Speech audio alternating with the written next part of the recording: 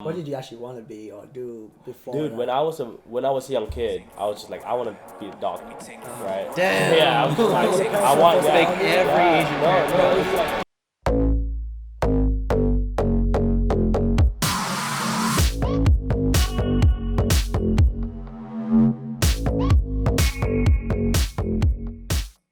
Welcome back to another episode of the SojuBomb. Welcome. yes, I am third your... episode. That's a milestone. I think so. Yeah. We've never done it before. Yes. So I want to introduce myself as your pioneer, Anthony. The captain, Hey. I don't know. captain, my captain. Yes, and I have my fellow explorers, Sir Hello, Marvin friends. SquareNoodles Hello. and Sir Kim Senpai Squad. Yes, gentlemen, how are you? Wellness check. How we doing? We're feeling good. Yeah, after the food we had, I'm feeling good. Yeah, food's good. Food's always it hits the spot, doesn't it? Yeah. No, it's oh my god, Costco hot dogs always like. Totally not sponsored, but if Yeah. you want to sponsor Yeah. us, Yeah, no, Costco's looking to sponsor. I'm super The down. third episode we still don't Might have as well. sponsors. Ah! But we should shout out our sponsors. Yeah. Shout But, out Senpai Squad and For, SquareNoodles Photography. Sponsoring this podcast. And shout out Yes. to Cross Counter and whatever the hell I'm doing. All right, so are you guys ready to get to it? yeah. I Okay, think so we're good, yeah. So last episode was very Kim centric, and I feel like this as a platform to be able to get to know you guys is a thing, and so with Kim being kind of like the main focus of the last episode, today I really wanted to get to know our boy here, Marvin SquareNoodles. Yeah. SquareNoodles. So Thank you guys. and of course, similar to the last one, we have like kind of laundry list of questions. But Oh, perfect. before we get started with that, is there anything that you wanted to kind of introduce yourself with, or like anything that you want to put out there? For anyone who doesn't know me, I'm a photographer, freelance photographer. Really, what's the word? Fuck, I'm just like food coma, It's the man. food. Okay, how about this? Let's use this to get you warmed up. Okay. Kim, how do you know him? How do you know Marvin? Yeah, I mean, like way back in the convention scene when we were both like cameramen. I don't know exactly what event we met each other at. Oh wait, you shot at my event. Yeah. Right, one of my That first was it. parties. Do you know who introduced us together? I think it's Brian Figueroa. Oh yeah, yes, okay, B-Fig. B-Fig? yeah, B-Fig. Oh no way. Okay. It was probably that. Nice. Okay. I think he's our strong link. Mm-hmm. But yeah. How was that? Was he like, hey, you should get this guy to shoot for you? I or don't like how? exactly remember. I was probably how- looking for photographers. for I knew photographers. B-Fig and then like he and introduced me. someone was probably like recommended me. And like, man, it's quite a while ago, and it was like really our humble beginnings. Yeah. Pretty much. That was when you were just starting throwing parties, Yeah. and then that's when I was just starting out photography yeah. as well. Nice. And so was that towards the tail end of your photography, videography like stunt? or- Almost. It actually Yeah. kind of was like the That's when you were already transitioning. transition. Yeah. Yeah. So it was like a passing of the torch. Yeah. Yeah, Like in here, essence, yeah. take it. That's pretty much it. Okay, cool. Yeah. How do we know each other? No, it's you reminded me not so long ago.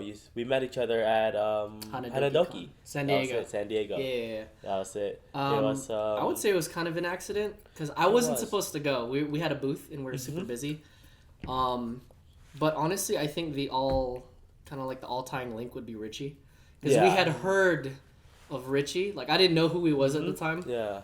and everyone's like, because I was like, what's the thing to do right now? And they're Right. like, oh yeah, the industry party upstairs. We got like a whole floor or Right, whatever. So I was yeah. like, what? Yeah, the suite. Yeah, and then it was you and Megan. Yeah, that I we'd remember. met. Yeah, Megan and I, we rolled together. Yeah, I think what it was our friend Matt from Nerdy Bit. He was like getting people like into like the room and stuff. Remember that? I don't know if you Matthew? remember that. Matthew? Yeah. Oh. Yeah. So we were just kicking it there. I was like, I didn't know what the hell was going on. I was kind of a Yeah. newbie. And so we just showed up, and then Megan and this guy show up, and they're like, oh man, Yeah. party's going on upstairs. I was like, shit, I want to go. Uh-huh.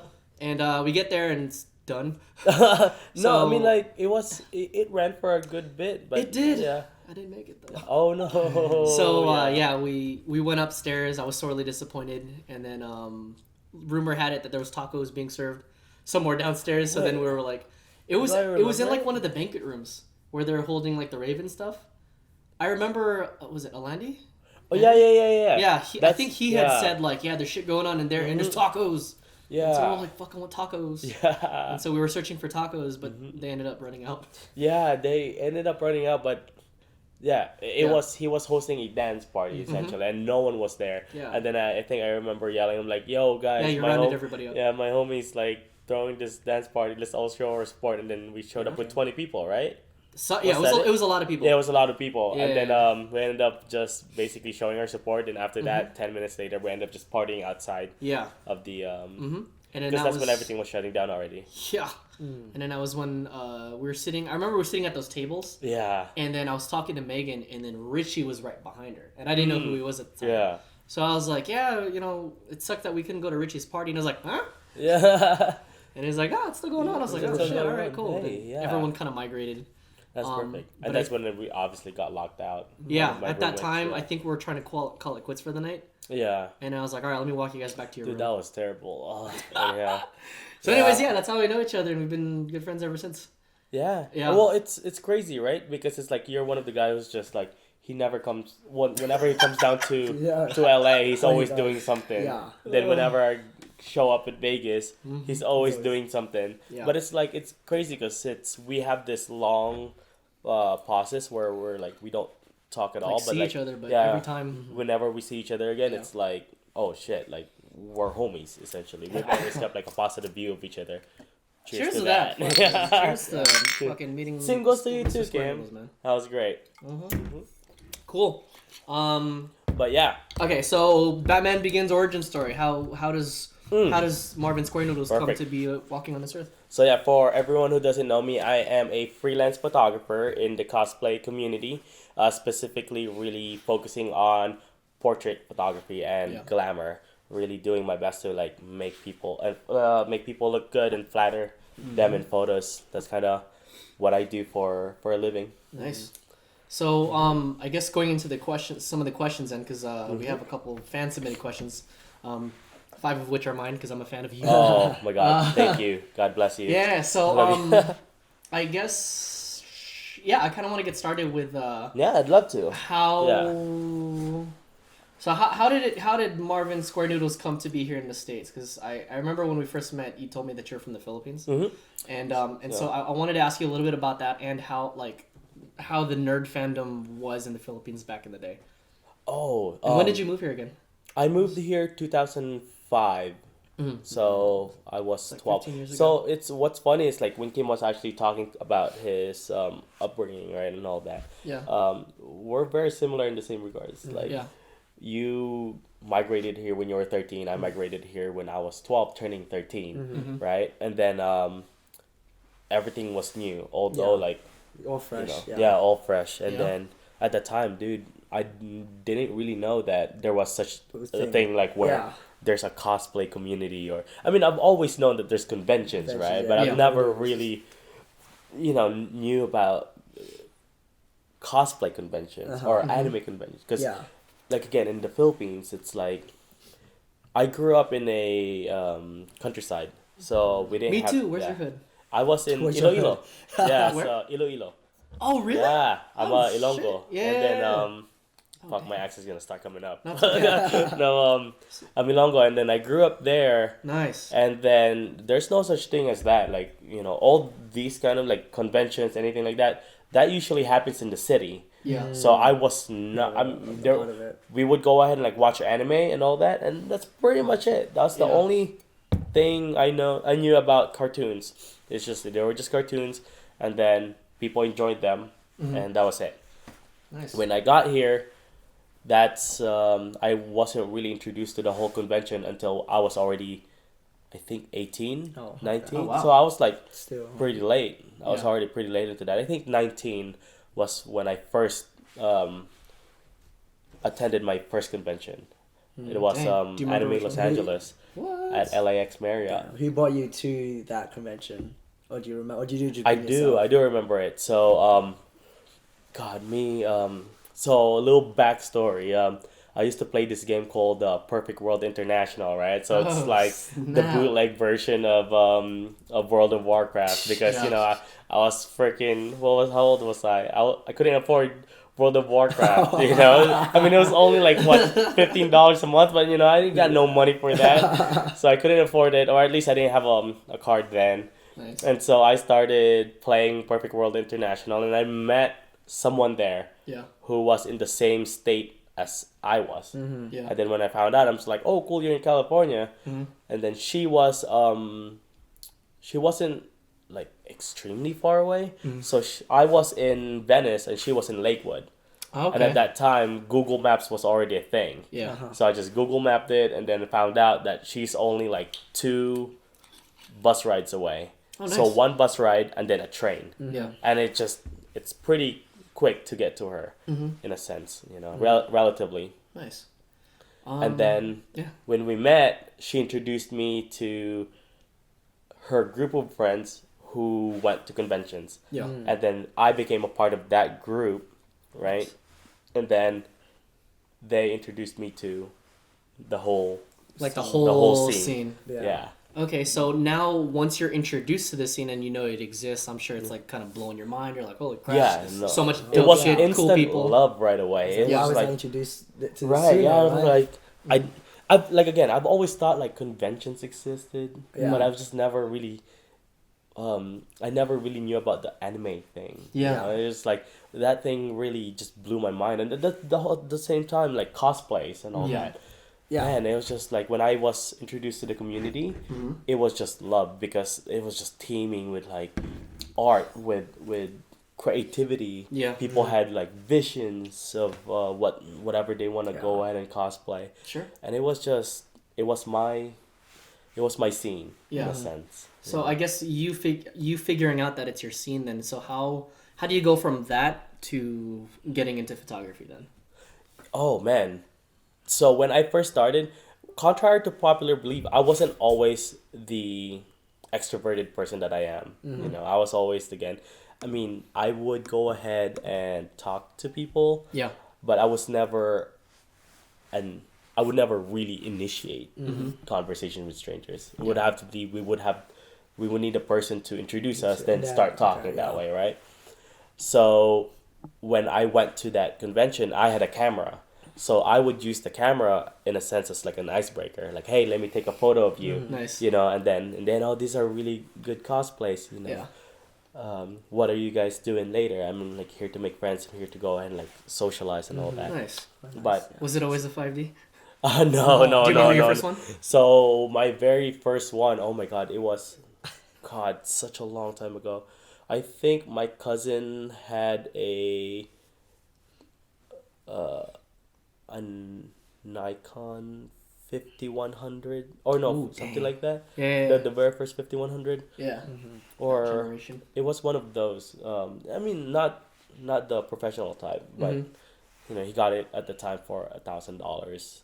And this was when it first came out. Right? Yeah. I guess that's what he told me. But I actually ended up losing that camera. Damn. Yeah. What? Yeah. Adventure So or yeah. what? So Damn. So what happened was that we went to a convention in WonderCon. I think it's AM Squared. That's what it was called. Nice. So fuck, I don't even know what AM Squared means now, but that's what it was called, AM Squared. But yeah, it was like one of those old school AM Squared convention. But oh wow. yeah. Wow. I don't know. Yeah. Last one was in 2011. 2012. Yeah, so I went to that convention. I remember it's the second one. Never heard of this. Yeah, so that's I go way back on this one. So that weekend, the group that I was with, we just ended up having like so much fun. We would go ahead and do these kind of like little skits where there's 13 of us would just run up to a random stranger, all right, like this random stranger, then everybody poses. Then I would be taking pictures, and people would just be like, "What the fuck," you know? And then they'd be posing with us too. Yeah. So, but yeah, they'd play along, and then you know, so we would do that, and then I would take pictures, and that's what we did. And then there were so many memories in that camera. Yeah. And then it was just like it just let my guard down. I got off the train, and then camera was there. Right when I got off, Right when I got off the train, the door closed. God damn. My camera, and then the train left. Yeah. And I called the emergency button. I'm like, hey, left my camera. It's in this cabin, this and that. Yeah. And they said, nope, someone already took it. That fucking broke my heart. I posted like a couple of signs where it's just like, yo, you can keep the camera, just give me the memory card. That's it. Damn. But yeah. And did you ever get it back or no? No. Like, damn. So this is the green line, right? And sometimes it gets really, really ghetto because it cuts off like it cuts off like cuts off content and all that. Yeah. So yeah, Damn. people are just like, out there like So, you slip up, you get taken advantage of. That sucks, man. And that could happen to anybody too. Yeah. So that's how I started with photography, and then later on, and just like, I'm doing this, I might as well go ahead and like slowly build up. But that's not the full story. But that's how I got into photography. Yeah. And I was like clicking buttons and all that. Shit. So how did you find yourself like getting to learn more about it then? Because at that point it was kind of a hobby, right? So at that point it was just like a way for me to just break the ice. Yeah. There was no vision for me to go ahead and pick up photography for a living. Sure. At that point it was just like again like just icebreaker. Just something to do. So, yeah, in the convention that way I'm not just awkwardly standing there. Yeah. Because a lot of trying people to are meet like people and stuff. Yeah. And then it got to a point where my brother took up photography, and at that time like classes and stuff. Yeah, my brother and I weren't actually very close as when we were younger. Yeah. And then when he took up photography, I was just like, oh, I'm taking pictures here and there too. But then when he got serious with it, there was a point in my life where I'm just like, I wanted my photos to be good. Yeah. Like I want like, it's like whenever I take photos, and then I never give it back. Really? So you didn't want to share it? Yeah, like again, it wasn't meant to, because it was just meant to be an icebreaker.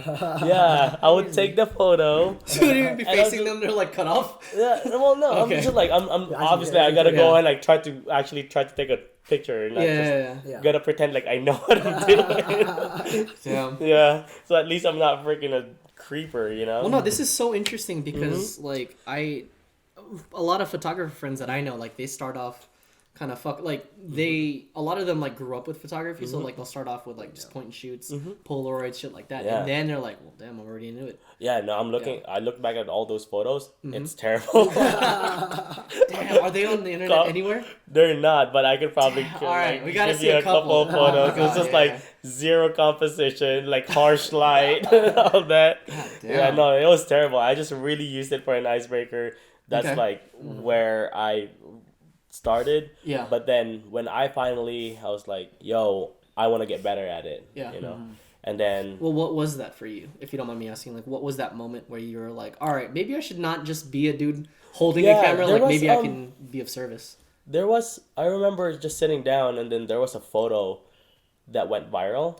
And it was a beautiful photo. I don't remember what it was. I just remember it just getting shared around on Facebook, right? Yeah. And I'm just like, damn, this is an amazing photo. Like, I want to be that kind of photographer too. I want my photos to be shared. Yeah. That was initial trigger that made me wanted to get better. And when, I'm sorry to cut you off. What point in time in your life was this? Like, were you in school? Were you working? Oh, man. I was already, this was... If I could remember correctly, broke up with my girlfriend at the time. I traveled to Philippines and then traveled all throughout United States. Damn, you did a world tour like Kim too? No, not a world tour, but like whichever state we could travel to. Yeah, nice. And then came back, started doing more conventions. Damn. And then. That's when, I'm probably getting it mixed up, but when did I pick up photography? Yeah, it was photographers already, I think this was around 5 years ago. Sure. 5 years ago was when I decided I'll get better, right? And then 3 years ago was when I was actually like full time. Okay. Yeah, so I was doing at that time it was just all hobbies, just hobby work, and it was just going to conventions, just shooting. It wasn't necessarily like for payment. Yeah. But I just wanted to get better. That was the very, very initial reason why I continued, because then like I just wanted my photos to be shared.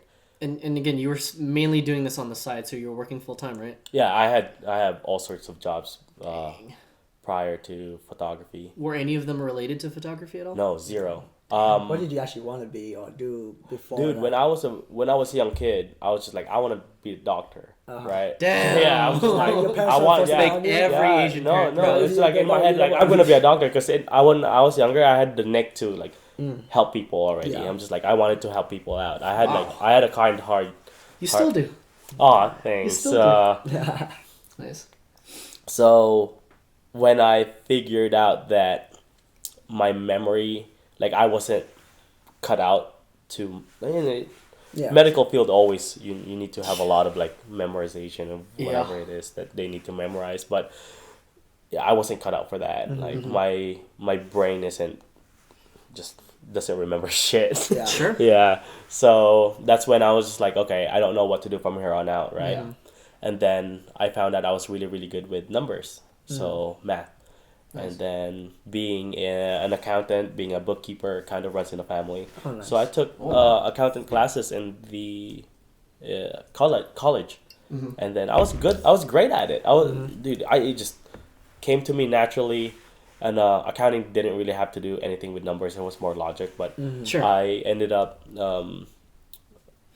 doing a couple of semesters, great grades. And in the end, I'm just like, yeah, no, I'm done with school. Like, I can't do this anymore. Really? Was So it just... I just dropped out of college. What was the reasoning mainly? Just because like it was, I was taking sick up of a it. lot of time? It wasn't wow. that I wasn't, like, it wasn't taking time. I just... Did you see in the future? Yeah. In my head, I'm just like, this is not for me. Like, Yeah. sitting down in classroom, being...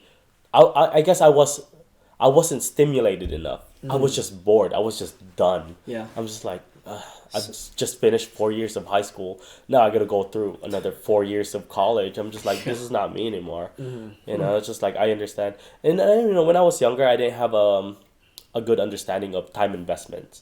Like, that wasn't me. That was never me. Yeah. So what does that conversation sound like when you tell your parents or family, like, hey, I'm not doing school no more? So that's the thing. It's like, I mean,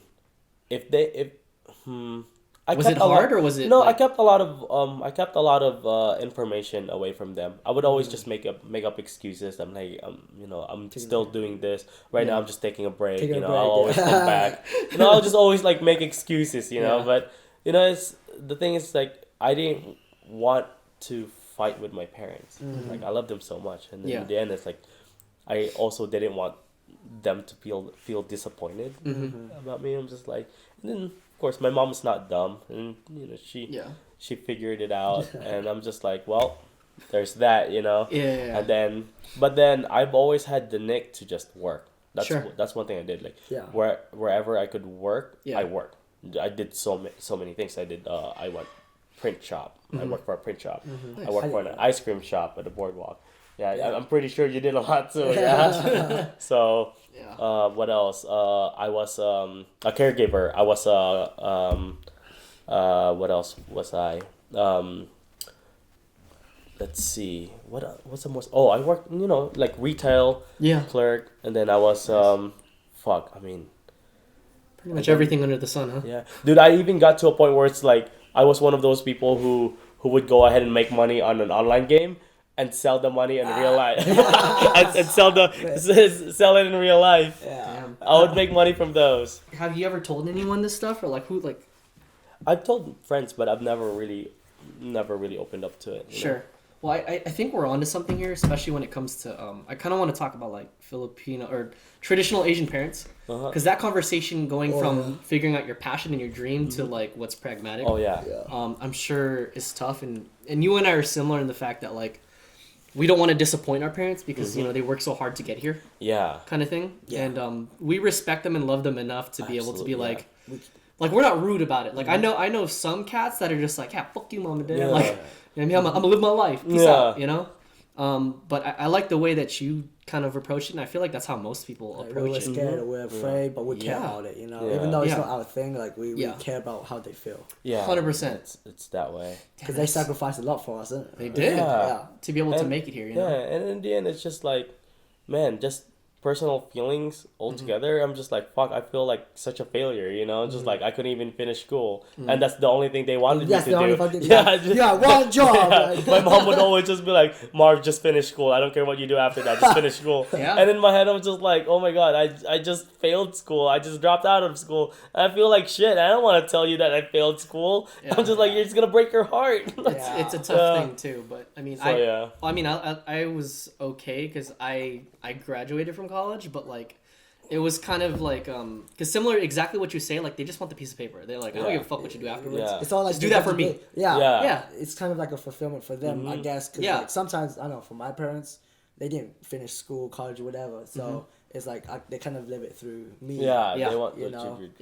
All I remember they want their was, dreams achieved by you. Exactly. And that's kind of a topic for like people in our generation, which is like having their parents live through them. Though it does. I'm not gonna lie, like, Mom, I love you, but shit, man, I'm sorry. Like, I'm not gonna do that. It's just like, you had your chance. I want to have my own chance too. And like, me and my mom had so many fights in regards to that, because she wants me to live the life that she wanted to live. Sure. And I'm just like, no, and I don't want to do that. And like, I love you, like, again. It's just. Do you have any advice for people currently going through that? So let's say like a younger generation that's just graduating high school, right? That want to pursue their, let's say like photography or media dreams. Yeah. Like how would you advise someone to like handle that? So this is the thing. A lot of people would say there's no money in art, right? And that's absolutely BS. The only reason why that is because people aren't business minded. 100%. Yeah. There's a lot of money in whatever you want to do. Heck, there's that freaking guy who would go ahead and send letters and potatoes and then ship it out. Made so much bank because he would go ahead and like send personal message etched in a potato. And it's like, dude, that's like the dumbest thing ever. But he just had the business to do it, and he did it, and he made money out of it. So it's like, if I could give an advice, whatever it is that inspires you, and like you want to make a living out of it, figure out how to make a living out of it. Figure out your finances, figure out like what will get you started, how to expand on it, how to go ahead and like make it marketable. And like, that's the key. Sure. Marketing. Just market what you are interested in, and eventually it'll grow. The more time you put into it, like you were saying in your podcast, it's just like lots of time, lots of sacrifice and all that. And in the end, if that's what you're passionate about, you'll make it big. So what do you say to fellow artists? And I'm sure we've all heard this, where they're like, I'm an artist, like I'm not business. You know what I mean? Like, what do you say to people like that when they think that they're just stuck because they're like, well, if I do anything other than my art, then I'm not doing art. So there's two ways of going about it, right? So you have your product, and then you have the marketing / business. Correct. Right? If you have like if you want to focus all your time in your craft, be really, really good at it to the point where like you're considered like a master of your craft. Naturally, it'll be easier to sell, and you just have to figure out your pricing. But the other way to that is that if you have a shit product, but you invest all your time in marketing, it'll get bought one way or another. You know, it's I'm like the living statement. Living, breathing icon. So I'm gonna say that my shit's whack, but I mean I know how to market it, and there's the reason behind that. I don't know, fuck that. Your shit's good, man. Like kids wear it. You know what I mean? People want it. I mean, like I'm improving on the actual quality now that I have the funding and that's kind of the thing. But it's like it's one way or another. So it's one of those things where if you feel like you're stuck and then you're really, really good, that means you're missing a different you're missing something outside of your bubble. Which usually the opposite to that is either marketing or business, right? Or even investors. That's really what it is. It's if you want to be successful in arts, those two goes hand in hand, and neither should be neglected. Yeah. So the question is, what are your aspirations in photography and video? Okay. Yeah. So aspirations. Yeah. Um. What are you hoping to become? Shit. Sorry, these are deep. Like, No, yeah. you're fine. What I'm hoping to become. Yeah, No, So there's a lot of things. Man, this one, since my goals are, I have main goals, right? But then, some goals are just, they're all so different in a way, and it's like, I mean, when I was starting out photography, I really wanted to go ahead and I want to shoot people with power, people with what would you say this? People with, I mean, I would say clout, but like that's no. People with like influence. Yeah, or something influence, like that. power, You want to they- be their main yeah. person to Right. go to for them to get photos taken. Like I want to go and like take a picture of Oprah because Yeah. she's great. I want to take a picture of Bill Gates Yeah. and the president. Yeah. I want to do that because there's something very very compelling about that. And I wanted to. Like that's what it. I'm the type of photographer who wants to express the soul of a person in a Yeah. photo. I want to capture that person's essence. That's what they would Yeah. say. Yeah. And so that's one of my goals, but obviously Yeah. that's no longer that's always It just changing. You're right? always like, yeah, But you want to move it. Things change over time. Yeah. it's still not always. It's always going to be my path right now is currently diverging away from it, but I still want to go ahead and like get to that eventually. Right now I'm on the sexy side of things, and I figured along the way, halfway through, that I'm actually really really good in capturing the body, right? Whether that be guys aesthetic or Yeah. girls aesthetic. I shoot mainly girls, but when I shoot guys, I know how to make guys look yeah. good too. No, you did that. You showed me one. I shot you once. me Yeah, once there too. you go. Yeah. So yeah. Like all our friends too. Like you do both sides. Yeah, I can do both. Yeah. But as of right now, there's a big market for it's the sexy side of cosplay, right? Yeah. So there's a big market for that. So that's where I'm going right now, and I'm riding that wave. Yeah. And it's absolutely love it. It's like I think it's phenomenal that people are being more Open and acceptable about it. absolutely. There's like he's giving a lot of people power and like some form of self. What's the word?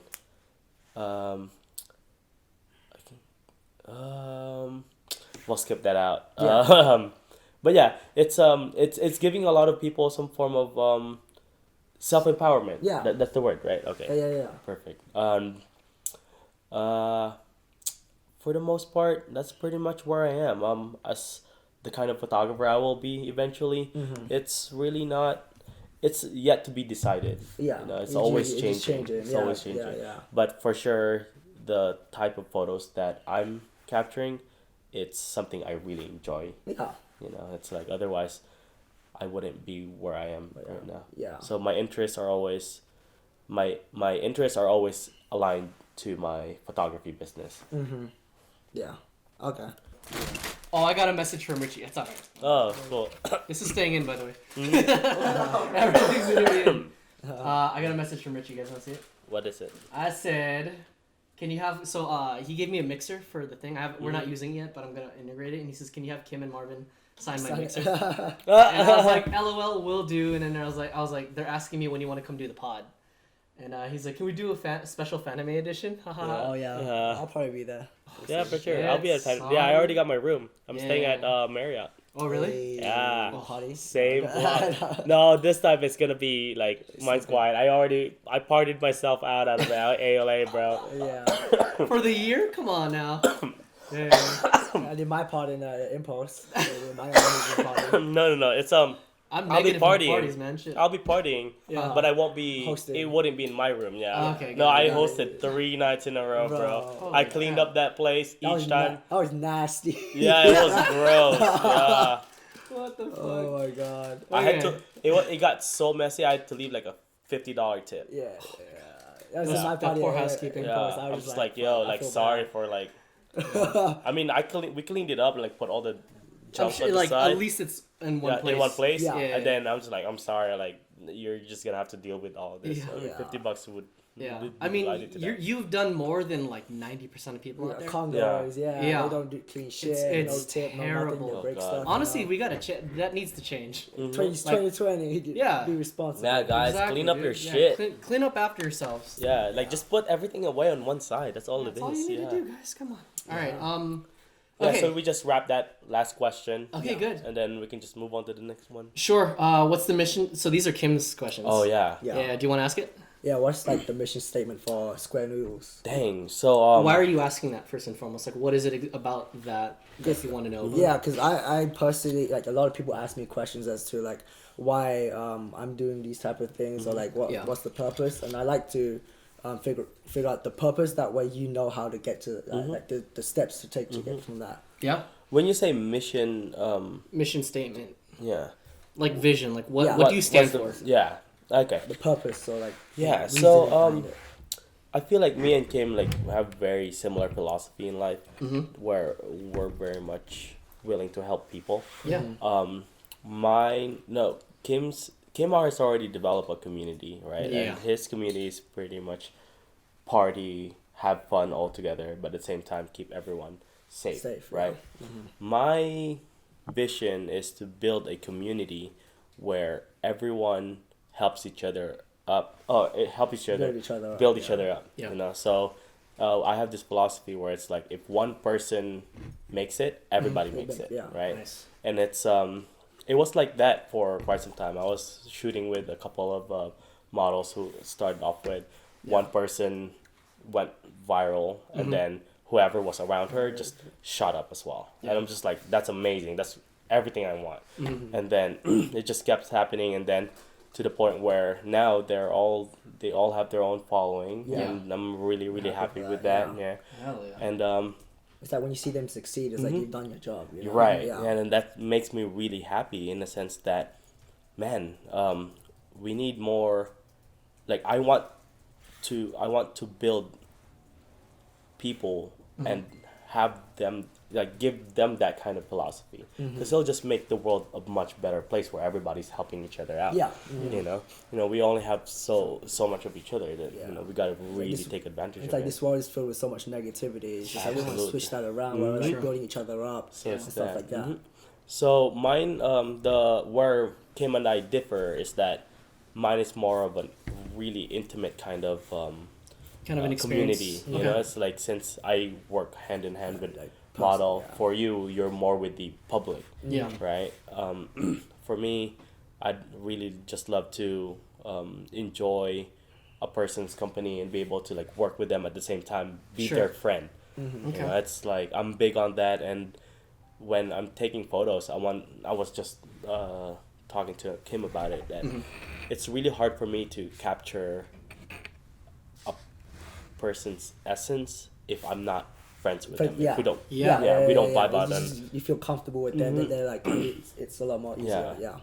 so it's that, and basically the main goal of SquareNoodles is to just alleviate everyone, or elevate everyone, not alleviate. Yeah. Elevate everyone. So, I guess going into that, like another part of this is based on my observation, and I'm sure Kim can attest to this, is you've built quite a reputation as a cosplay photographer in the scene, and it's again to my knowledge, it's nothing but good things. I hope and so. I'm sure the thing is, as I'm sure as a photographer, that's it's tough because again you're dealing with a demographic of people that are used to like kind of I have cosplay friends, we all have cosplay friends that are in the scene, but they're so used to being kind of like attacked more or less, like they're so, a lot of them are guarded. They have their And walls up, yeah, they have their walls up 100%. Yeah. Consider it myself. Yeah. So how do you feel based on kind of your reputation, your relationship with a lot of the cosplayers that you shoot? Like how, I guess going into Kim's last, one of Kim's points was creating a safe space. That's something I know is known as for you being a photographer.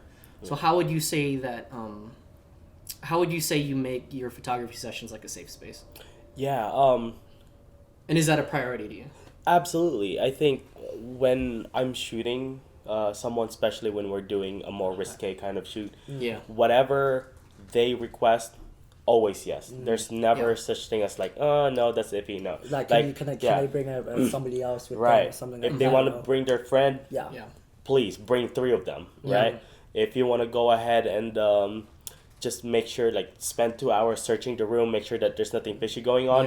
Absolutely, I'll make time for that. You know, whatever it is I can do to make you comfortable, because in the end, if you're not comfortable, it's gonna show in the camera. True. And it's in the end, if you're absolutely not, then I still, as much as I would love to shoot with you, I would just respectfully decline, because it's not gonna. It's just, I've done that a couple of times. I've declined a couple of shoots because there was nothing I could do to make them feel comfortable.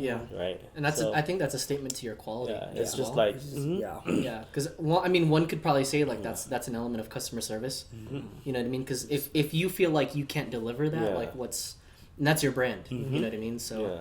What do you feel has built your reputation, like based on kind of your actions and your quality overall? Like, what do you feel has done that for you? I would say just the level of trust that I can build up with a model. You know, it's in the end, I'm not here, like, money is always, it shouldn't be anyone's goal. Sure. Right. And it's always should be just really making a bond. And just in the end, I'm here to give you the best photos possible that I could deliver to you. At the same time, I'll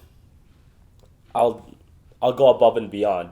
Right. You know, if you want these photos the next day, you got it. You know, I'm backed up with backlogs and all that. But if you really need it, you got it. Right. You have deadlines. It's always fulfilled. And if it's not fulfilled, I'll try to make it up to you. I would go like try to make it up to you. It goes a long way. Like with my business, like like customer service, like goes a long way. You keep my business if you go far and beyond.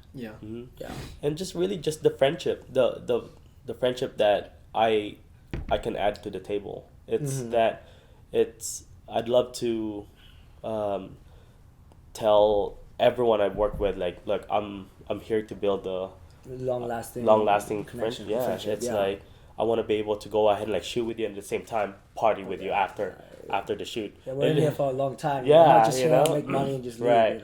Absolutely. There's so many times of that where like right after the shoot, party starts. All right, guys, let's go. So that's crazy because they go wild too. They go like freaking shots per shots, and I'm just like, yes.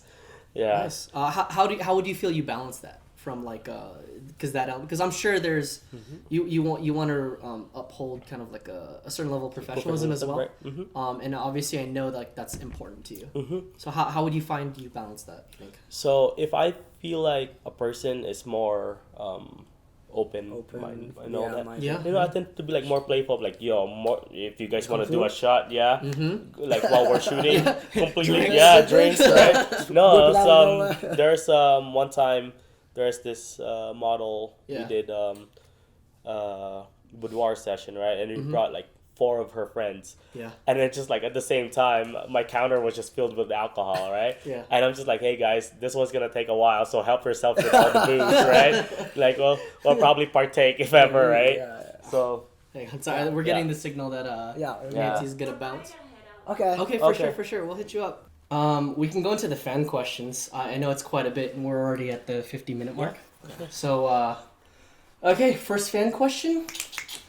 Advice for people looking to make it as a professional cosplay photographer. Kind of similar to what we've already gone over a little bit, but what got you started, what keeps you going, any regrets, and how to keep moving or improving and figure out what's next for you. Man.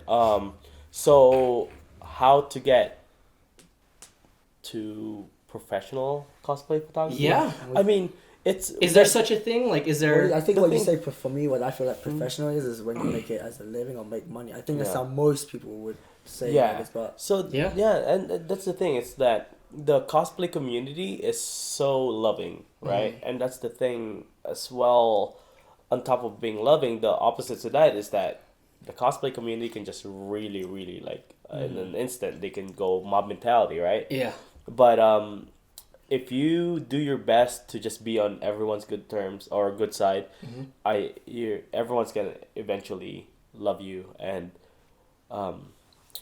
if you keep doing what you're doing, eventually people will appreciate that. Sure. And it just kind of starts up there. But in terms of being a professional cosplay photography, I'm not sure. It's weird, right? Because it's like I don't really know how I got here, in a sense that I don't think it was always cosplay, because there's many paths in cosplay photography. True. You know, there's the people who does epic stuff, right? Yeah. And there's people who does like great composite stuff, and then there's people who do sexy stuff. I just happen to be on the sexy side, right? Nice. Yeah, on the sexy side, Yeah. right? But then I knew what I had to do right away in order for me to start making money, in order for me to start getting better and like being recognized. Is that one thing is certain, is that I have to figure out right away how to make people look sexier than they already are. Yeah. So whether that be skin retouching, whether that be like better poses, better angles, directing, and all that. Yeah. That's what I figured out I needed to do. Sure. So if I can use that same kind of structure towards other style of photography, it's just really just figure out what people will like right away, or people figure out what can improve your photos right away. Yeah. So if you want to go ahead and do epic cosplay photography, heck, I guess you better start doing composites. You better start figuring how to do cinematic lighting, how to do gel lights. So so there's a lot of ways to just like you sit down with yourself and you just ask, what can I do to make this product more sellable? That's it. And the moment you figure that out, it's easy to sell. The product gets easier and easier to sell. So it's you brought up so many different things, and I kind of like popped up a couple different questions from that. So first things first, directing. I would say out of all my cosplay photographer friends, you and B-Fig are like the best cosplay just photography directors overall, because that's two things, right? That's the photography, like knowing the technical aspect of the photo itself, understanding your composition, your framing, lighting, everything, and then directing. And it's such, I personally feel like, because I've done a couple photo shoots myself, not the level you guys have done, but it's hard, like doing proper direction. It does take a lot of I practice. even find it's hard. Like for me, when I started, I was lucky was able to shoot with a lot of high end people, so they knew how to pose. So I knew how to take photos, but I didn't know how to pose. And then when I started shooting with my close friends that aren't on that level, they don't know how to pose. My photo look ass, right? How do I pose you? Like shit, you know? They're like, you're supposed to. And you feel responsible though, right? So it's like, and then when I asked you to take a photo of me, right, you posed me this way, and I was like, yo, this is perfect. Like, it's just instant. So it's So how do you learn that, or how do you like absorb? Like, how do you figure out how do you learn to become a good director?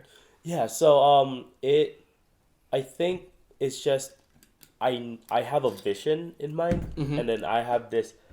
I know what looks good. What I don't know how I figure out what looks good, but in the end I'm just like, for next photo maybe I want the butt to show just a little bit more, right? Or I want the butt to just be a little bit more highlighted, right? And it's just like those little tweaks.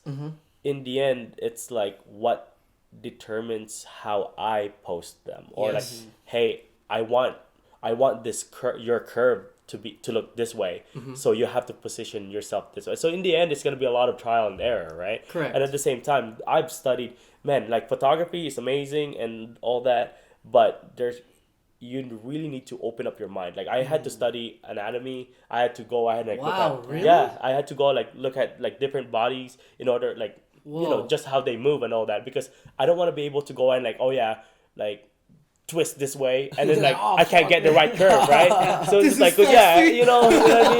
So like I had to look at different posting books. You know, I would go ahead and like go on the internet. I'm just like different kind of poses. You know, butt poses, and then in the end, it's like, how do I achieve that kind of butt pose, or how do I achieve that kind of like that dynamic posing, or how do I achieve like a nice, simple, cute look, right? And just a lot of research and studying. Just on very little, even just little details. If you want to go ahead and just get better at it, just break down your problem into like smaller cases, and then eventually it's just like you'll eventually get better at it. That's interesting. Like as a troubleshooting method, like how you break down a problem like that. Like that's fascinating because not everyone looks at situations and problems like that. So how, like, where do you feel you got that from? Like, is that your accounting background being like systematic, like reverse engineer it, or like it's one of those things where it's like I take a lot of inspiration from different factors of my life, right? So there was this my math teacher who was teaching me algebra at the time, right? And then he would always say, "Oh, if you look at this problem, right, it looks very difficult. You know, just a long ass problem. Yeah. But if you actually break it down into smaller pieces, you'll realize that it's just simple mathematics at that point. And then from there on, I'm just like, why can't I just apply that in my life? You know, if I have a big problem, like my car broke down, right? So it's like, okay, like it's a big problem. Like I can't get to places, you know? So just like, how am I going to break that? How am I going to solve this problem? So in the end, I'm just like, okay, if I really break that down, in the end, I'm just like, oh, well, I have this time, I have this person to help me out on this day, and maybe in this day I can go and take the bus, and then the other day I could probably do a rental, right? So just like breaking down your problem. I don't know if that made sense, but like, no, it does. It really does. Like, you know, like in the end, like I don't necessarily need to go ahead and like, spend another $10,000 on a new car when I can just break it down into like smaller factors, and then I'll end up saving. I don't have $10,000 if I don't have $10,000, shit, then if I can't break it down to that small pieces, I'm messed up. I'm going to end up breaking down. I'm like, I don't have a car. I can't do my job. Then you just break down. Yeah. That's not how it should be. Dang. You should always just like break it down to smaller pieces and then go on from there. So a quick question about the technical side. So we talked about your directing style. Let's talk a little bit more about the technical side. Did you already ask the 2 cameras yet? No. Okay, so why 2 cameras and what's your gear? Yeah, so right now it's I'm rocking 5D Mark IIIs, like two. I mean, they're not like the best cameras. They're also like better cameras, but I worked weddings with Justin Elment. Oh, God bless him. Oh, yeah. Wow. So I worked weddings with him, and back then I just had one camera, but you know, when you're doing weddings, you gotta have multiple like lenses, right? So like you can do the far away shot, you can do near shots. Yeah. So if you have one camera and you get like a long distance shot, and you have you gotta swap out. Yeah, you have to like physically change it, you know? And it's like by that time you already missed the moment, right? So for me, like I have a strap, and just like I got that from Justin, you know, just like in a second I could capture a moment. You know, I'm not as great at it with him. Like I quit wedding because it's so stressful. But that's a different kind of like monster that photographers have to tackle. It's very lucrative, but I just don't have the capacity for the stress level. But that's the reason why I have 2 cameras. As of this moment, I don't really need 2 cameras because I don't do wedding, but it's nice to have 2 cameras just in case one breaks down. I always have a backup, you know? So that's the thing. Like if I'm shooting, I accidentally drop it. That's happened so many times with photographers, and then boom, shoot ruined. Like you don't have a camera, you know? So at least I have a backup, you know? And I have always have multiple lenses in my case. I can always make it work. Gear list? Like what type of what do you rock with? So what lenses? I'm big on prime lenses, right? I rock mostly Sigma because 1, they're cheap, and then 2, it's like it's overpowered at this point anyway, right? It's like, man, it's so sharp still. It's a lot of people really focuses on the gear. I'm just like, you know, I gotta get like the topmost line gear, the most expensive. Like, no, it doesn't have to be that way. You can, like, I actually want to downsize to a smaller camera. I want to downsize. I want to downsize. Wow. I want to downsize back to a basic camera. Back to Nikon D3300. So what you're saying is size isn't always everything. Yeah. It's just how you use it. Yeah. There you go. Nice. So yeah, because it's like the thing is that I'm carrying 5D Mark III. Yeah. In conventions, it's overpowered. It's too much. Yeah. I'm to that point now where I can create the same kind of quality in my photos with a smaller camera. That's crazy. So, and that's a testament to your skill level, right? Because most people get it twisted. They're like, I'll become better when I get the better shit. Yeah. That's me. Yeah. So like it's so interesting. Like, and I hope people that are listening to this, like, it really, like, your gear, like, it doesn't really matter all that It doesn't much. matter at the end. Yeah. It's just my gear just makes it easier for me to get, like, you know, specific shots. Some people have like eye tracker, like Sony's big on the eye tracker. That way their eyes are always focused. Yeah. And like just makes it easy on them to capture a sharp image. But in the end, I'm just like, you can get that on a smaller camera too if you have enough experience and skill. Okay. Cool. I got another fan question for you. Yeah. So this one is a hypothetical-ish kind of thing. Ooh. So they say, also, imagine yourself in the future. Everything has gone as well as it possibly could. You've worked hard and succeeded in accomplishing all of your life goals. So you're living the life of your dreams. What exactly do you see when you imagine all that? Oh my God. I love talking about this because this is essentially end goal, right? Yeah. I love talking about my end goal because it's something that I don't think I could ever achieve. Right, because I think that's what it should be, right? It's like you should dream big, and you should always, like, your end goal should be your lifelong journey, and this is one of those things where it gets me excited because you know, like, fuck it, like, I know I'm not gonna achieve it, but I sure can as hell try. You know? Dream the fuck out of it. Yeah, so my end goal is essentially I want to have a villa or a manor. I want to have like a giant house, maybe. Just 2 stories, but like lots of room, maybe like 10 rooms and all that, and then big backyard pool, and then like rose gardens, like a gazebo, you know, and just like long front yard where you can just, you know, it's like those like $10 million mansions, like literally a villa and how so that my big bros would call that dream building. Yeah. Where, like, you're literally going to places, like, imagining what it is that you want, like, how you want to live. Have you ever checked out any of these places at all? Like Palos Verdes type stuff? Or, like... Yeah, no, exactly those. Like, I've seen them, I'm like, holy shit, like, this is kind of what I want. Like, I mean... Yeah. You know, in my head, I'm just like... I would go to a couple of my mom's boyfriend's parents. They have... that house in Malibu. Oh, wow. Right? Nice. Big, like, plot of land. Yeah. Right. I'm just like looking at it. I'm just like, dang, if I have this kind of land, I would have this kind of house. You know, this whole place is this. You know, that whole place is that. Nice. And I'm just like, man, it'll be really nice. You know. Yeah. And like that's kind of what I want. And the thing is that it always goes back to community building, and then to the point where it's like the reason why I wanted such a big house is because it always goes back to photography. You know, I wanted to make it so aesthetic that people are just like, this is known as SQN Manor, right? Fuck, I'm projecting this to the world right now. This is the fucking. No, this is good. So this is I get excited about, like the SQN Manor, or like people would be like, they would go ahead and like, when they see SquareNoodles, they would go ahead and say, dang, he's a really good photographer. I want to go and like book a session with him. Yeah. Right? And then like it comes with packages, and then there's like you stay for the week, right? You get to enjoy. You go on vacation. We shoot 2 sessions. Yeah. At the same time, you just get to enjoy the manor. Yeah. But then it comes with like a package, and it's probably like $10,000 for like the weekend or something, right? Do you know any photographers that are doing that? No. This is my fucking angle. That's such a, you know what's funny?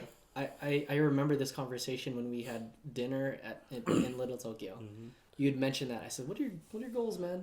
And then you're like, "I'm trying to get this fucking mansion." I was like, man, me moving all my cosplayers and shit, just have a good ass time, and then just rent out like spots and like packages. It's like a studio, but big so it doesn't just end with like cosplayers. You know, it's gonna be like I want to be known worldwide.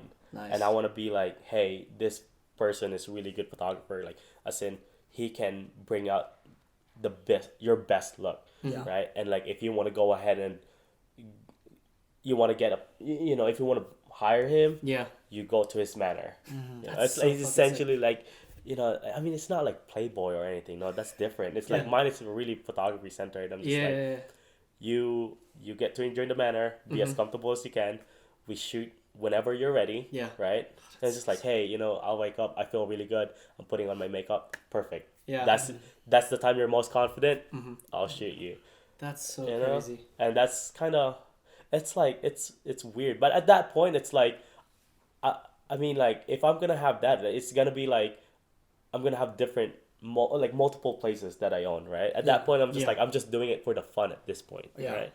That's kind of that's like my super, super end goal. I don't think I'll ever reach it, but holy fucking shit, it gets me excited just to think about it. Damn. Yeah. Well, what do you think a collab would like? Let's say, because I'm sure once you have like the venue and shit, like I'm sure like maybe a potential collab with like, I don't know, Kim Senpai squad and like some events there would be lit as fuck. Dude, I'm just saying every time. No, absolutely. I think if I'm ever gonna get to that point, I think properties will be it'll be party friendly. Nice. So you can fucking blast us the loudest music you can, and it'll be okay. Heck, they could probably be helicopters trying freaking bouncing out lights and party with us and shit. Yeah. No, but yeah, that's the big goal. That holy shit, like it's one of those things where, like, again, it's just a dream, right? But it's so unique because it seems so like achievable. Like in the sense that like, I mean, it's not just like, gets my heart going when you say achievable, it's like, dang. Well, I mean, there's so many different factors to it, right? Because you think like, it's not, when we hear typically how people talk about like their dreams, they think of like so many different unimaginable things. But the mere fact that you can visualize you doing what you love, while there, I think that accentuates it even more. It's important to dream, but don't dream an impossible dream. Sure. It can be a big dream and it could be a long shot, but just definitely possible. I really like that it's again, it really deals with every aspect of your life and your passions, and I think that's important and what I think is a solid takeaway for people. Same thing. Like, I'm sure Kim dreams like having 50 GTRs around. That all works. Yeah, you never really went into that. Like, what's your dream? Like, did that be another episode? Or... I think so. I think if we have one of the episodes kind of where we're like just straight up dream building, like talking about all of our goals and shit, I think that'd be good. Oh, perfect. I think that'd be good. Okay. I have so many. Yeah. But that's one. That's one of the biggest one. Yeah. I could talk about the other ones. Yeah. In a different episode. We just need to, get you to drink more. Yeah. All right. So we went into gear a little bit. You want to do the diversity one? Yeah, I mean, I can touch it. Okay, cool. I think, and so, because there's more details to it in the thread that you're in. But the main question was, do you plan on adding more diversity to your portfolio in the future? And then... I mean, when I read that, I'm just like, that's really tricky because it's the thing is that the way I work as a photographer and the way my portfolio builds up is based on who hires me. Yeah. Right? And in the end, it's like, it's kind of, I don't seek out models, right? At this point, like, it comes to you. They come to me at this point, right? And then at the same time, like, I have repeat models every month. It's a Patreon thing. So every month I'm shooting the same models, and then time to time someone would go ahead and hire me. And in terms of diversity portfolio, it's just a matter of who hires me. I've had I have a couple of people who shot me. Who have shot with me, who are, whether they're different race, different genders, different sexuality. They've all shot with me, and it's there. It's online. It's for everyone to see. And I don't exactly have a portfolio per se, because what I have is just posted online. But I don't shy away from working with anyone. Yeah. So you're open to literally working with anybody. Yeah, absolutely. Yeah. I can shoot guys, gays, all colors of the rainbow. Pikachu. Yeah, Pikachu. Okay. Yeah. I shoot families. I shoot animals. Nice. You can shoot a clothing line stuff. Yeah. So it's like I can do food. So whatever at this point, whatever pays the bills or whatever can pay the bill. Yeah. I'm there. So long as my effort isn't undercompensated. Yeah. That's the word. Okay, cool. That was really thorough. And I'm glad you captured like all the essence of that question. Mm-hmm. I guess to wrap up, I just got one last question. If Kim, do you have any others? Sure, absolutely. No. Okay. Well, and so this one kind of deals with kind of where you're at currently right now. No. And I'm sure we may have touched on it a little bit earlier, but are you at the point where photography can sustain you comfortably, and not just that, but like, where do you see this going for yourself? Oh my God, no! I have such big plans and big dreams, right? Mm-hmm. 2020 is essentially going to be big, not just for photography, but for me alone. Us starting this podcast, and like we're 3 episodes in, and photography. Just to answer that first question, it's sustainable. It's nice. I'm full-time photographer since 2 years ago. So nice. It's been it's been going on 2 years. How's your family with it? So as of 2 years ago, and how's your family? Like, are they like, damn, fuck it, like? So I mean, this one's gonna be a little bit of a lengthy topic, but my mom never actually wanted me to be a photographer. Wow. Yeah, it's one of those like hardships being with an Asian household, where we touched on this earlier, where they want me to live the life that they didn't get to live, right? My mom wanted me to finish school. I'm just like, not my thing, and I want to do my own thing. And then when I was going up, like, or rather, I was my way up in photography. My mom, each time I visit, right, my mom would always say, "Oh, so when are you going back to school?" And I said, "I'm doing really well with photography. I think this is what I'm gonna do for the rest of my life because I enjoy it. Each time I take a break, I would always go back to it. And like at this point, it's like a passion at this point, right?" Yeah. And then she would always say,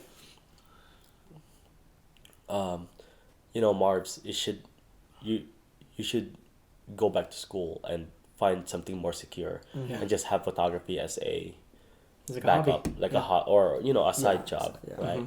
And like at first I'm just like, mom, how funny, this and that. And then the more I come over, it's like 4, 5, 6 times. She would always go like, Marbs, go back to school and all that. And at that point, it was slowly starting to like break my heart. Yeah. Because I'm just like, Mom, like, I know like you want the best for me, but it's one of those things where you're hurting me at this point. You're just dragging me down. Yeah. Like, I wish you me and my mom got really emotional with this. It's like, like it would be so. I told my mom like it would be so much easier. Like I could have probably been, like a lot further up, in life, if you just had supported me in my ventures and you just believed in me and all that. But I mean, like I don't blame my mom for that because like I've always I went up on a phase where just like, hey, I would say something but then never really fulfill it. Yeah. But it was just like I was lacking a lot of stimulation and I needed someone to stimulate me, and I guess I wanted my mother to be that kind of person, and in the end it's like it wasn't her. And I remember me and her got really, really emotional, and I told her like we were in a car on our way to her job. I was dropping her off, and this is like bumper to bumper, right? So just me and her enclosed in this car, and then you can just feel the tension. And like that's when it was just like, fuck, like this is it. It's like all the emotions about to like unfold. Like me and my mom were like, I laid it all out, and we were both crying. We were both crying, dude. It is PCH. Crazy. We were both crying, and we we're just like, the reason why I'm saying this, the reason why I'm being so open is because a lot of people are dealing with this as of this current moment. That they're being creative, and then their parents aren't supporting them because their parents wants them to be successful, something else, right? And man, one thing I could say is that if you feel like this is it, if you feel like this is what you want to do, just fucking go with it. Yeah. No matter if they say yes or no. In the end, the way I see it, if it if you become successful, your parents will slowly start to realize. Yeah. So because the thing is that one thing I realized about my parents is the reason why they were so uncomfortable with the idea is because they think that I'm gonna fail and they think I wouldn't be safe eventually. Yeah. So they wanted me to take a safer path so that way in the end they don't have to take care of me. Sure. Right? Yeah. So it's just their insecurities, right? It's not like they're trying to control my life. They're just trying to in the end care for me. Yeah. They were just trying to care for me, but in a very, very out of touch kind of way. Well, it's in the way that the only way they know. Yeah. Right? It's not like they because you can that's the I think that's where a lot of kind of like our friends and people that we know can agree where it's really hard to have those types of arguments because you know they're coming from a place of love and you know it's just like all that it is they care about you.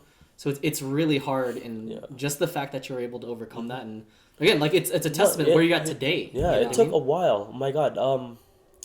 It wasn't after that like there was like a whole year of us. There was a conflict of me wanting to be a photographer, and like every single time, each time we just have that conflict, and all leading up to that, where I broke down. I'm just like I'm trying to make my life like the best, and like trying to go because I told her like you're not helping me. You're not giving me fun. Like I have to. It's so hard to start your own business when you have no capital. Yeah. When you have zero investors, when you literally have to go and like scrape every single dollar to put back to your business so it could grow. Like my cameras are not freaking cheap. Like God, 2 5Ds, dog. Come on. No, man. it's but there was one person who believed in me, and it was just like it's my best friend, John SquareNoodles, and It wasn't my mom. It wasn't my mom. It was John Brox. It was just like Marvin. You need the capital.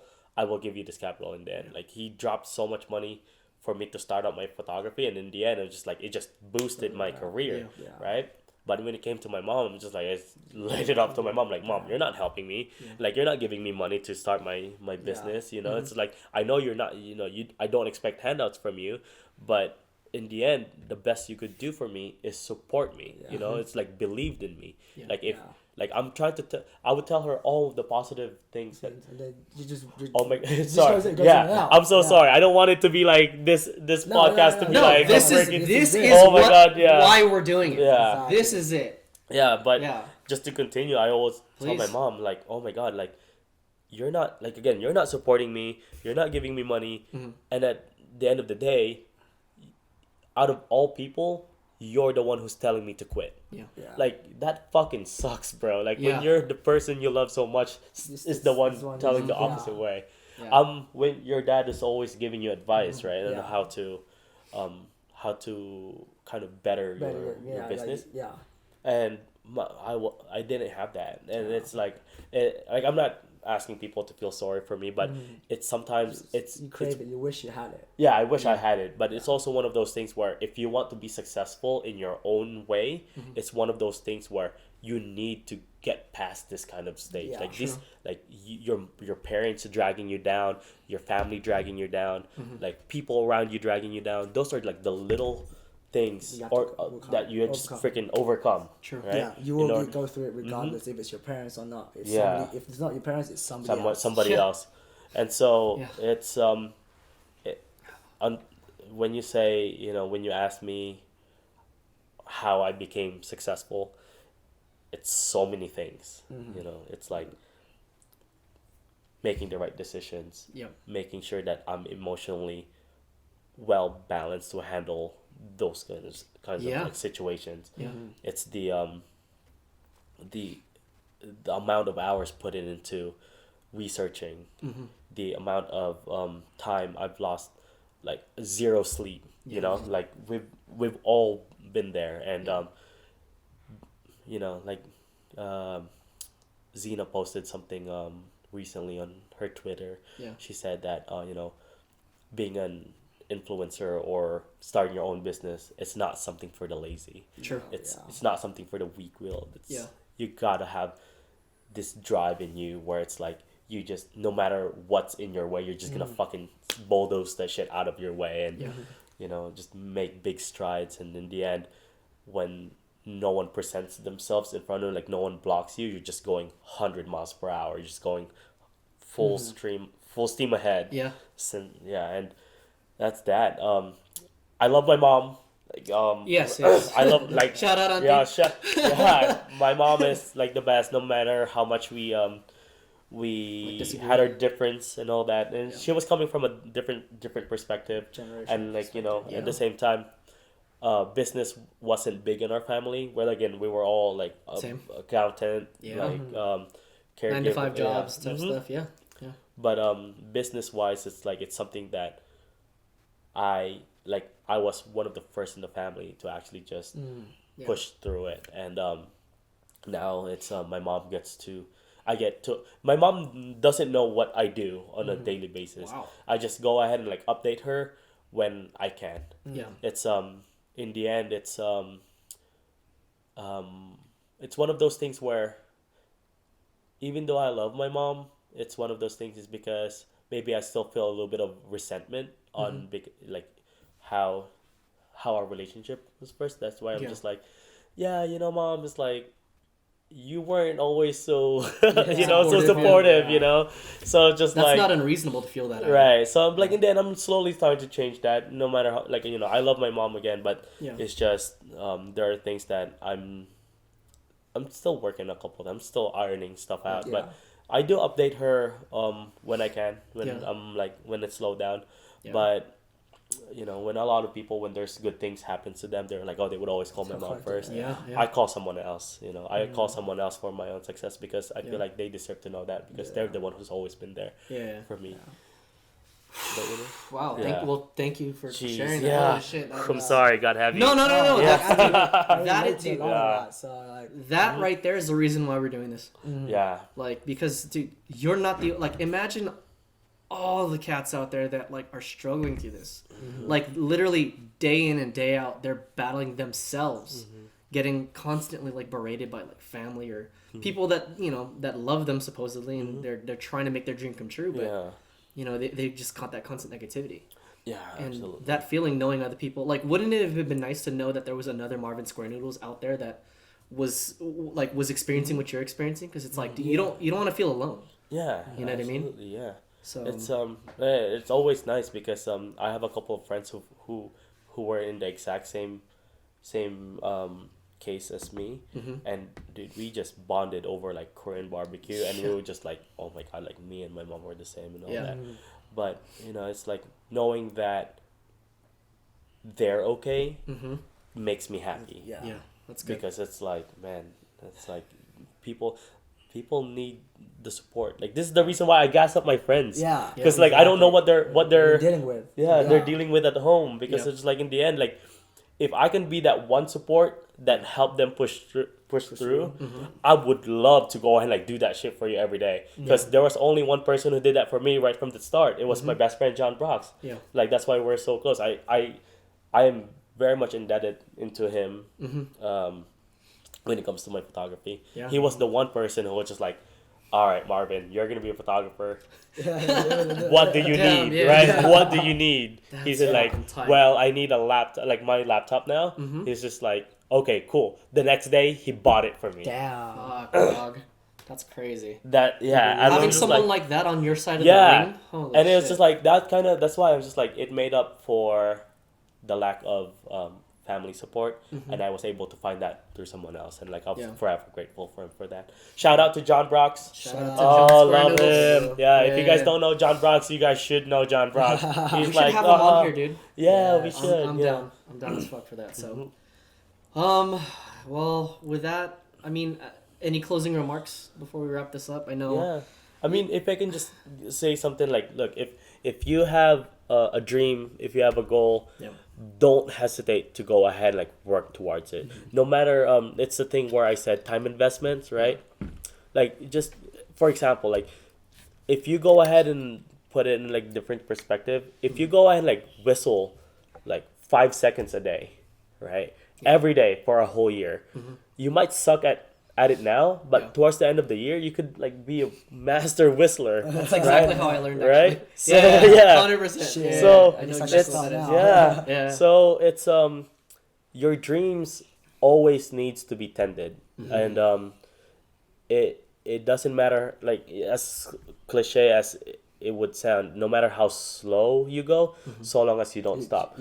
If you want to be like, if you want to be the best artist in the world, if you want to be the best, what is this? Painter? Drawing. Bob Ross? Oh. Bob Ross. Yeah. If you want to be in Bob Ross quality, practice 5 minutes a day. That's all it takes, you know? And then in the end, you'll get to where you want to be over time. Don't let anyone, persuade you otherwise. Don't let anyone tell you that, oh, you suck, you should stop doing this, right? There, like, again, Kim said, like, I agree with Kim that there are a lot of things that aren't meant for it, right? But it's sure as hell okay to try it out, right? And it's never too late to just start all over again, right? And a lot of people, don't like starting out all over again, but it's part of life. It's like, if you fail, like, it doesn't mean you should stop. You should just keep doing, like, keep figuring it out, and always be strong enough to follow your dreams. That's kind of what, it's like, don't be a little bitch. Follow your dreams, bro. Stay hydrated. Keep yourself healthy and pursue that shit. You know what I mean? I mean, like, it's empty. All right. Well, with that was beautiful. Thank you so much for sharing that. Like, I obviously, he knows. I know it's not easy. It's not easy to be able to put yourself out there like that. And honestly, I really hope this is something where if people listen to this and hear this, and take something away. My goal is to have people, like, kind of want to seek you out. The same thing with, like, what Kim was saying in the last episode, where he's like, just come find me at the booth. Like, he's like, I'm totally down to talk. So I guess this is the time to plug out social, but how can people find you if they want to continue this or ask you more questions? I don't shy away from fan question if they have help. It's very much the same as Kim. Although Kim is very generous with his time, like, he would ask people to come to his booth. Probably not me. It's as much as I love to go and, like, sit down, I don't want to give people the expectation that my time is free. It's more like if it's free, then it usually takes me a while. If you ask me something and then it takes a while. But if you want to go ahead and, like, sit down with me on, like, a deeper level and how like nitpick my brain and, like, freaking dissect it, I'm more than happy to go ahead and do that. In any case, you can go ahead and, like, find me at SquareNoodles. Across the board. Square_noodles or IG, and then the rest is just SquareNoodles across the board. Nice. Awesome. If you message me, I tend to have a lot of free time, and then if it's not too crazy, then more than happy to answer it. But if it's one of those things where it's like, oh my god, it's a wall of text, that'll probably take me a while to answer through. Nice. But no, we don't shy away from, or at least I don't shy away from giving people advice. It's like, if I can help, I can do that. But if you want a solid session and a solid advice, then that's a whole different story. That's something that we can talk about nice privately. Cool. Well, thanks for shouting that out. Kim, where can people find you? You can find me on Twitter, Instagram, Facebook at SenpaiSquad.net. Simple. Perfect. Nice. Just across the board. Sweet. For me, it's not across the board because I haven't done anything yet. Hopefully it would be this podcast. But Instagram, AO_booster. And at crosscounter.tv. Twitter, Anthony Orque. Facebook, Anthony Orque. And then we'll probably set something up for the podcast as well. Perfect. So just a couple housekeeping announcements. One, the next time, probably the coming episodes after this, it'll more than likely be either during or after Level Up Expo. And so I think we already have a couple of dates planned out for that, right? Yeah. So if we'll shout out to Level Up Expo, definitely go to that. It's February 21. Yeah. Colton, you're an amazing person. Yeah. Hell yeah, that's the homie right there. So see us live, come say what's up. If you see us around, for sure. Please I'll be roaming around. Yeah, definitely. And then also too, I don't know about you guys, but I'm deeply enjoying and learning a lot from just you two. Oh. And so what I think I want to open it up to is kind of like doing like an email thing where people can send in like submissions and questions that are a little bit more specific, and maybe we can like kind of set aside some time at the end of the podcast to kind of answer and help do some help.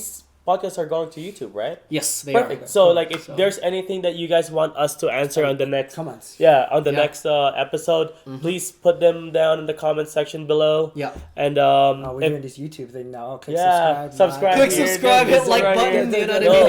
Hit the like. Hit the like button, or else Pikachu will be sad.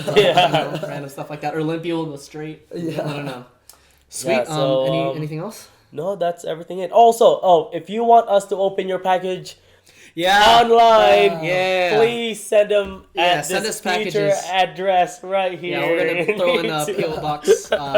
Probably send it here, and then when you guys come back for Level Up Expo, then we'll open that up. Don't send us anything silly, please. Send us food. Yeah. I need food. Watch, they send us steaks. Oh my god. Oh, if you guys followed my store, I don't know when this is gonna release, but I think it'll be vlog 8 or vlog 9. It was just steak day, so like please check that out. You guys get to see how I cook my steaks. Yeah. Oh, it was delicious today. Yeah, I saw that. I was like, oh, I didn't see it. It's good. He's got the herbs and the butter. Everything. Where's my steak? All right, bruh. You want some of meat? I got you. All right. Well, thanks for tuning in, guys. Thanks for tuning in to SojuBomb. It was a pleasure. It was an honor. Thank you so much again, Marvin and Kim. Appreciate you guys. Yeah, thank you for your info. That bitch, nice. Oh my god. What the fuck, dude? Wow.